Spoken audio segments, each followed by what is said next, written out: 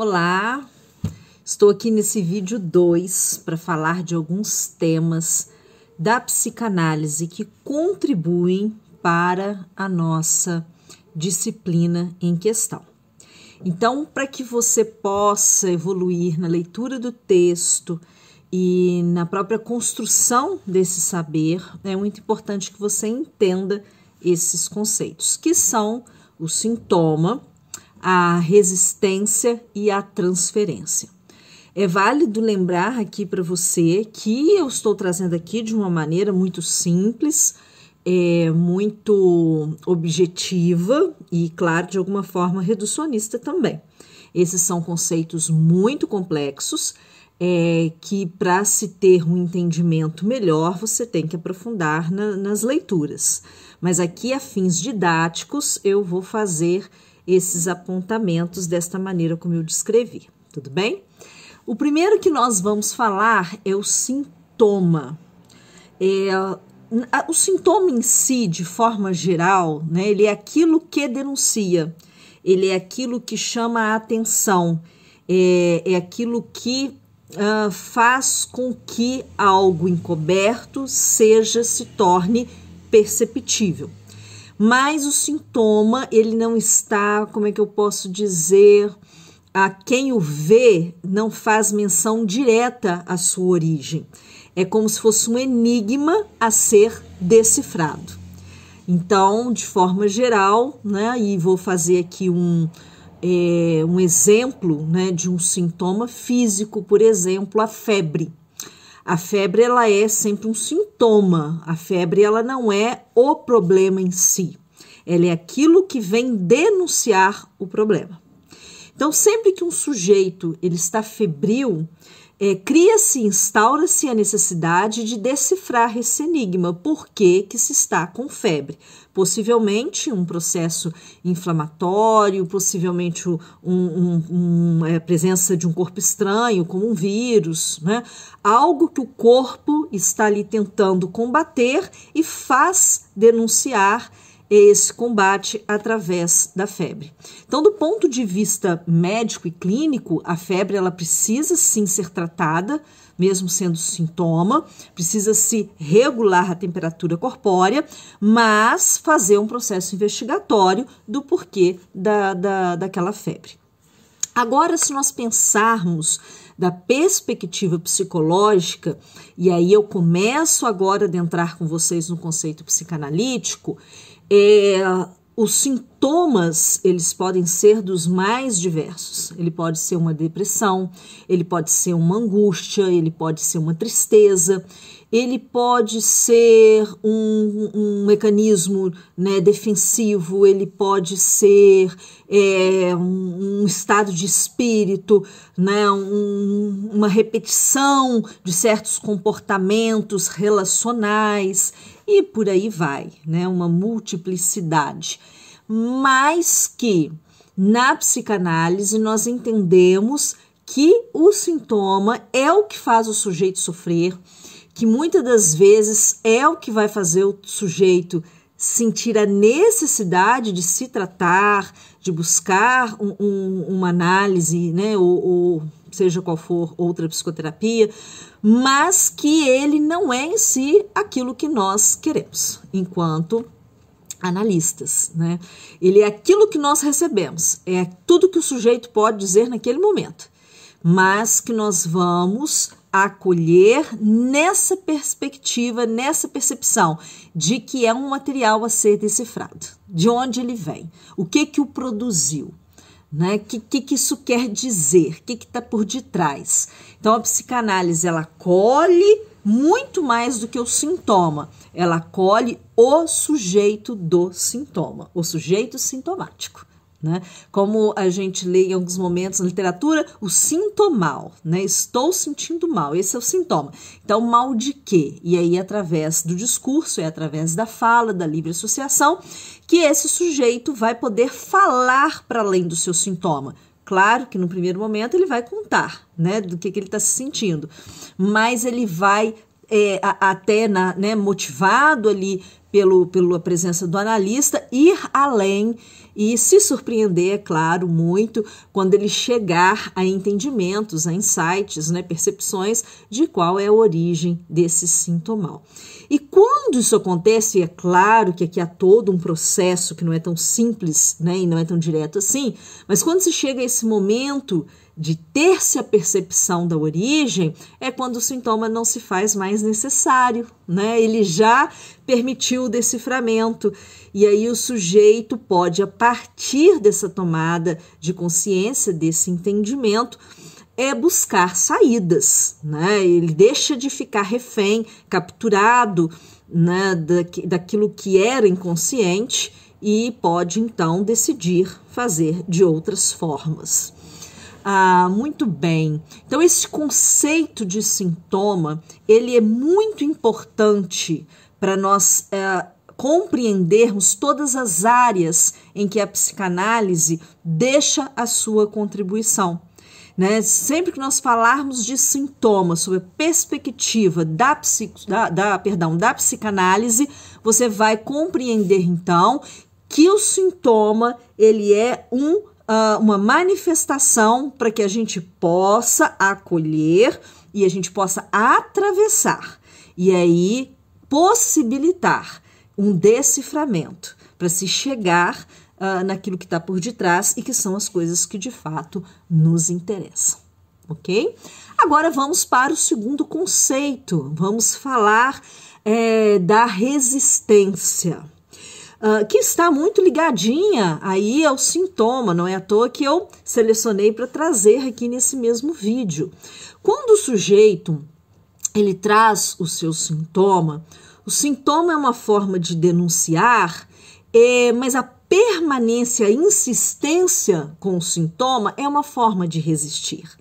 Né? Quando você vai ali enquanto analista provocando esse sujeito, quando você vai ali na sua escuta, né, fazendo as suas interpretações e ali provocando mesmo o sujeito para que ele possa, né, sair daquele nível e adentrar mais nas suas questões, o sujeito tende a resistir, né? Ele tende a se justificar, ele tende a dizer assim, não, mas você não está me entendendo, e aí ele reforça os seus argumentos, né, as suas perspectivas, para fazer ali uma manutenção daquele estado, que ao mesmo tempo que ele reclama, que ele sabe que está causando sofrimento, mas também é um lugar de comodidade, porque é um lugar conhecido, ruim, porque está doendo, mas um lugar que o sujeito já se, como é que eu posso dizer, tem um sentimento de pertencimento, né?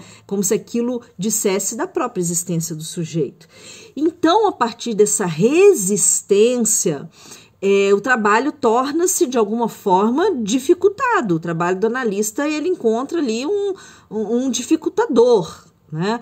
E Freud nos diz que onde há resistência é para nós prestarmos atenção, porque ali a resistência ela é um indicativo de que nós estamos na direção certa. Olha que interessante, né?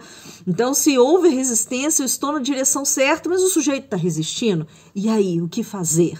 Estou falando aqui de manejo clínico, né? Eu sei que eu estou na direção, porque o sujeito resistiu, mas eu vou ter que manejar isso. Eu não posso de uma forma direta, porque quando eu encontro uma porta fechada, se eu tentar passar por ela, eu vou ser barrado. Eu simplesmente não vou adentrar.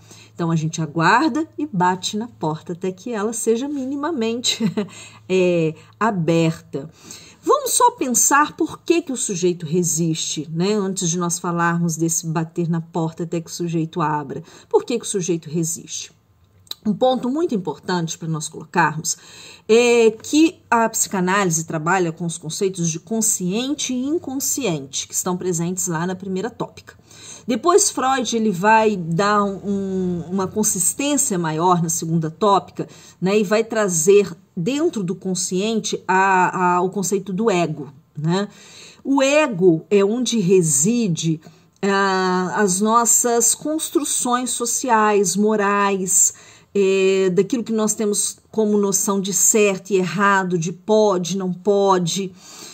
Então, o ego, ele se defende o tempo todo, né, daquilo em que nós inconscientemente desejamos, queremos, almejamos e caminhamos, né? Então há um conflito entre esses interesses, né, daquilo que reside no inconsciente e se manifesta, mas eu não sei do que se trata, e aquilo que o inconsciente insiste em não querer saber, porque isso pode ferir as suas construções de certo e errado, de pode ou não pode. Então, essa luta defensiva, né, em torno do ego é que faz o sujeito resistir.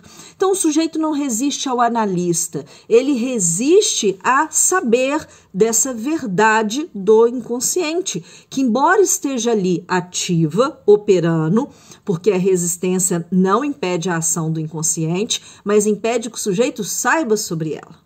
E aí é que está o seu sofrimento, em não saber daquilo que é ativo. Tá? Então, a ação, entendeu por que o sujeito ele resiste, né? Por que há todo esse processo, vão colocar do fechar a porta, deixa todo esse universo meu do desejo, né? Dos desejos pulsantes lá do outro lado da porta, eu não quero saber. Eu não consigo saber. O meu ego não suporta saber. Porque saber disso vai fazer com que eu precise desconstruir uma série de construções que eu tomei como verdade do mundo, verdade de mim, verdade do outro. O aparelho psíquico é isso o tempo todo, né? Se trata sobre as verdades que nós construímos, que a psicanálise vai chamar de fantasia, e aí é um outro conceito. Mas o analista é aquele que vai encorajar o sujeito, né, através de uma ferramenta chamada transferência, a conseguir abrir um pouco essa porta, nem que seja para vislumbrar meio que a distância, o que está lá do outro lado, e saber um pouco mais sobre si.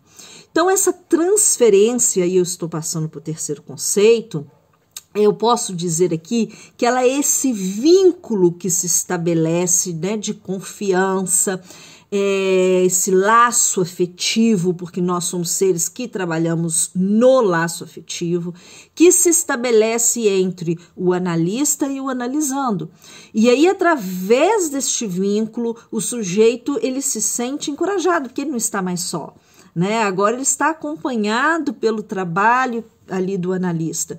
Então ele vai não só, né, por estar acompanhado do analista, mas por ele ir recebendo essa, como é que eu posso dizer, essa porta e abrindo progressivamente em doses homeopáticas, à medida que esse sujeito suporta, à medida em que esse ego consente, né, em que ele vai se tornando menos frágil e ele vai podendo suportar as descobertas que a análise vai propiciar. E vamos lembrar que ela não vai inventar nada, ela só vai permitir que o sujeito saiba sobre si, né? Então, olha como que esses conceitos, eles se entrelaçam, né? O sujeito chega com o seu sintoma, ele vai construindo a transferência com o analista e ele vai de alguma forma, intensa ou menos intensa, resistindo em nome da proteção do seu ego, e à medida que esse ego vai se fortalecendo pelo manejo da transferência, essa resistência tende a ceder e aí o sujeito então vai se permitindo saber sobre aquele material, aquele conteúdo que está num estado inconsciente até aquele dado momento. E quando esse sujeito vai tendo percepção desse material, desse conteúdo, e isso vai passando de um estado inconsciente para um estado consciente, esse sujeito vai se libertando dessa condição de repetição, de repetição, de repetição, e vai podendo criar outras formas. Pode ser, e quase sempre é assim, novos sintomas se apresentem. Sintomas talvez menos doloridos, mas eles vão ainda estar presentes. Mas o sujeito, cada vez mais fortalecido, pode enfrentar, né, atravessar a sua fantasia e poder desconstruir os seus sintomas. Muito bem, ficamos aqui com esses 3 conceitos que em sala de aula eles serão trabalhados dentro da perspectiva da disciplina. Um abraço para vocês. Bons estudos.